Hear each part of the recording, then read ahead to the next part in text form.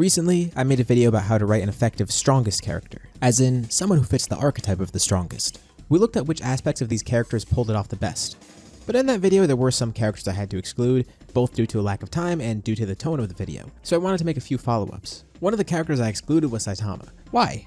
Well, I felt it would be a bit redundant in that video, but mainly because I wanted to make this video as well. Saitama, as well as Shigeo Kageyama, are of course both main characters made by one. The two are markedly different for the most part, but there is a key aspect to each of their characters that's the same.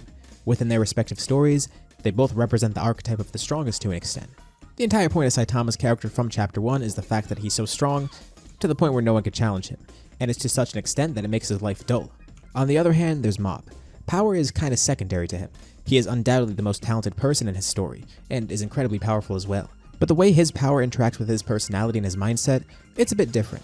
We'll avoid major manga or webcomic spoilers as well, and we'll only be covering things that's been animated for both series. So for Mob, that's pretty much everything.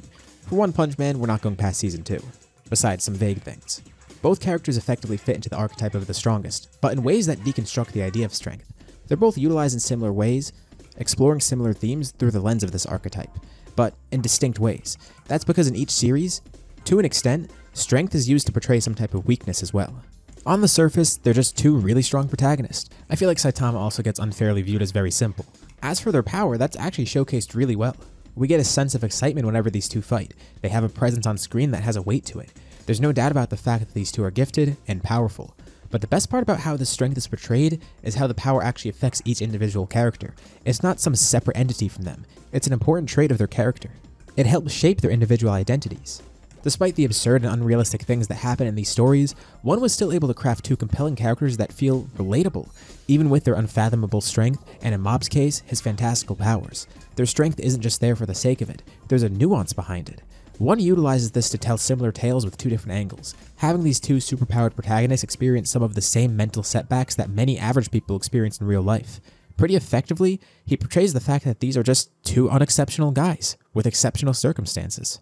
And on that note, let's start with Mob, because that series especially deals with the fact that Mob feels he's unexceptional in some ways. Mob subverts our expectations of this archetype because his power isn't something he uses much or really focuses on. Given the way he acts too, you wouldn't think that he's the strongest person around, or that he has the type of problems that he showcases. Even with his weird circumstances, his issues are pretty much that of what you'd expect from an average kid like him. Love, friendship, success, athleticism, the feeling of fitting in and knowing what he wants in life, even full control over his emotions. None of these things come to Mob just because he has crazy powers. And to a different extent for each, he wants to attain all of these things. But at the same time, he always felt like he was defined by his powers. Seemingly it was his most notable trait, and maybe others only valued him because of that. But that's not what he wanted to be, and this is part of what causes a sort of identity crisis within him. Is that his only exceptional trait? Besides being an Esper, what else does he have going for him? In a sense, that power is a burden to him. Mob's power also gets its own personification to showcase this even further. He holds back his true self and his feelings, and him holding those things back is represented by him holding back his true power. He has so much fear about his power defining him and harming those around him that pretty much every aspect of his true self is held back. His identity and emotions directly tie into his powers. There is a chance that if he expresses himself fully, it would unwillingly unleash those powers. That's why we see that meter throughout the series, tracking his progress to an explosion. There are just points when he simply can't hold it back, but every time he reaches that explosion, some aspect of him actually comes to light, something that he might have buried away. Mob deals with all these personal issues at the same time he ends up dealing with actual cases where he needs to use his true power. It's a double-edged sword. It's a gift and a burden. Mob is also at a stage in his life where he definitely doesn't have to have everything figured out. He feels he needs to, but he comes to learn that it's perfectly fine to be lost like this, especially at this age. It's fine to feel like you're not exceptional. It's fine to be a kid and not have your whole life planned out. But to fully accept this and everything else around him, he has to confront his emotions and the personification of his power that exists. He has to be true to himself. And this is the part about him that feels so relatable and grounded. Not the fact that he has crazy Esper powers, the other stuff. He always feels like he's lacking in some regard. He's always afraid of expressing himself. He's worried that he doesn't have any defining traits besides his power. And that ties into him also wanting to figure out what he wants to do in life. These are all very real problems that people face in the real world. And exploring this through the lens of someone who's super powerful is pretty genius, honestly. But it's not just expressed through him. Esper powers are used to explore this theme through other characters as well. Ritsu, for example, and his journey with trying to unlock his own power and feeling somewhat inferior to his brother, having a sense of self-doubt with the fact that he doesn't have those powers. Or Teru, and the fact that he's actually embraced his power fully, being defined by it up until when he met Mob. He's like a version of Mob that just fully accepts his power, making it his biggest defining trait.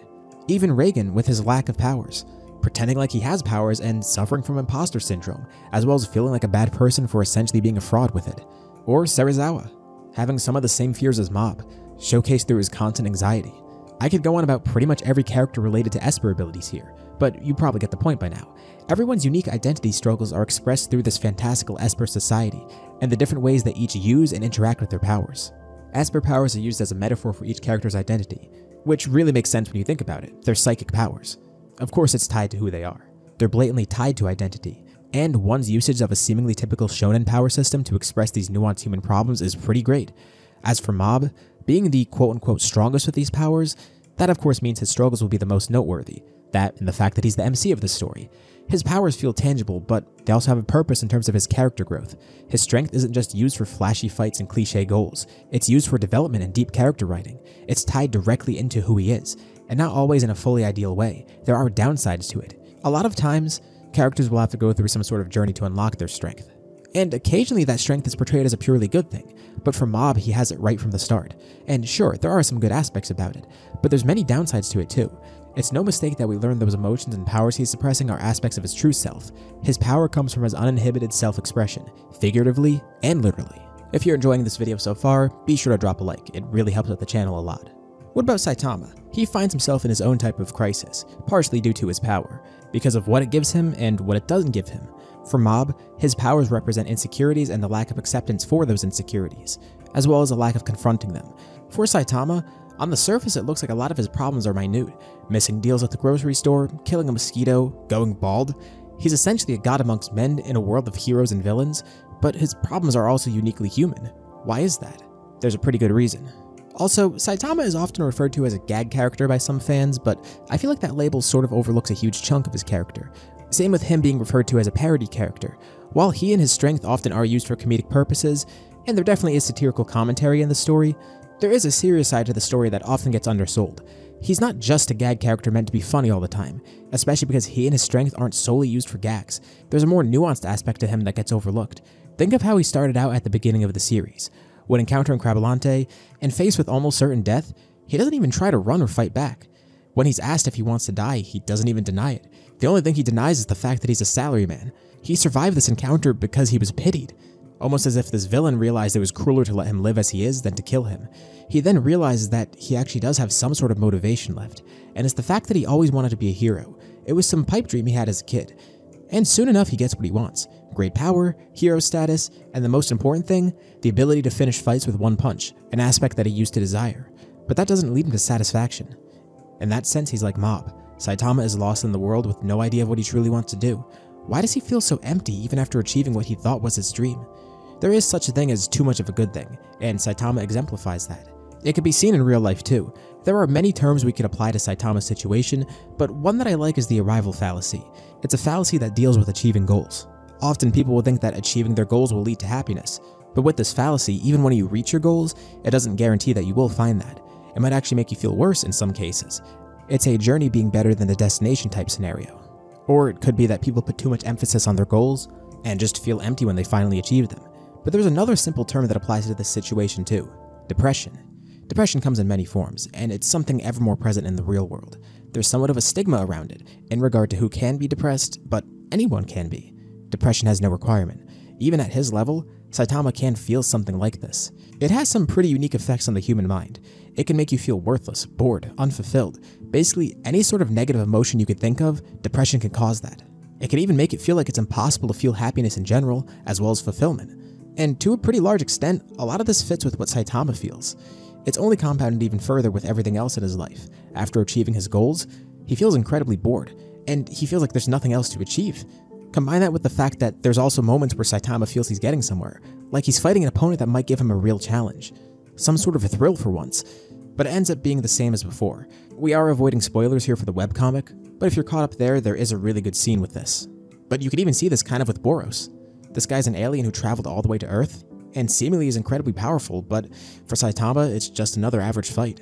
He's not even close to the strongest guy Saitama will ever face.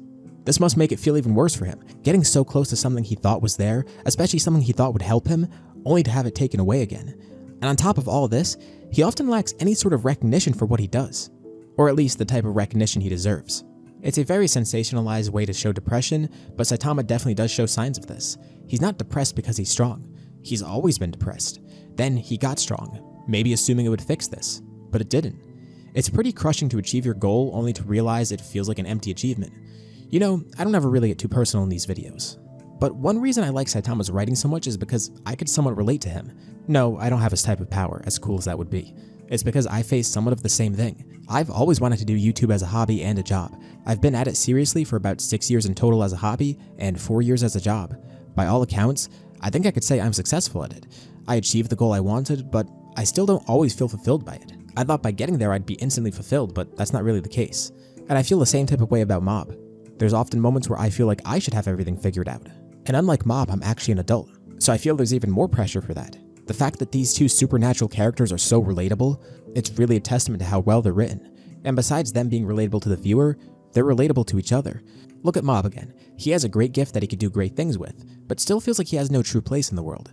Neither of them feel like they're special. Neither knows what they truly want at first. For Mob, his power is part of him and he was born with it. But it doesn't give him everything else that he wants. For Saitama, it was a far-fetched dream that he eventually achieved, and eventually, he realized it was really unfulfilling. And it didn't give him everything he wanted. It didn't solve his already present depression. Take away their powers and what do you have? Two regular guys with the exact same problems they had before. Their strength doesn't solve these problems. If anything, it makes it a little worse. It's a very unique way to explore the idea of this archetype. Often their powers are portrayed in somewhat of a bad light, and also in a way that feels relatable to the audience. It's like a Peter Parker type scenario. They have amazing powers, but at the end of the day, in their regular lives, they're normal people dealing with common problems. They don't live lives of constant thrill. They're just unexceptional people with exceptional abilities. And even when one deconstructs its archetype twice, both in similar ways, each time it feels unique. It still feels relatable and substantial, without also retreading the same exact ground, but still with each series clearly having some sort of tie to each other, when it comes to themes at least, and the constant references between the two of them. Let me know what you think below. Anyways, thank you all for watching, and I'll see you all in my next video.